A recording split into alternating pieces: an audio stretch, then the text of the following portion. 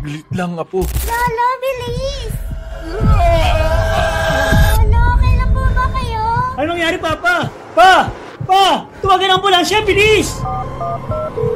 Bilang tulong po, inataas sa puso yung Papa ko. Nasaan ako? Anong nangyari? Mr. Wilfredo, nasa ospital po kayo. Inatake po kayo sa puso. Sobrang taas ng blood pressure niyo. Nung isugod kayo dito, 200/160. Pero, maswerte po din kayo. Bihira yung mga nakakasurvive sa ganitong senaryo. Buti na lang, nakahingi agad ng saklolo ang anak ninyo at naitakbo kayo agad dito. Kung gusto pa ninyo makasama ng matagal ang pamilya ninyo at makitang lumaki ang mga apo ninyo, dapat agapan niyo po ito. Simula ngayong araw na to, dapat meron nang magbago.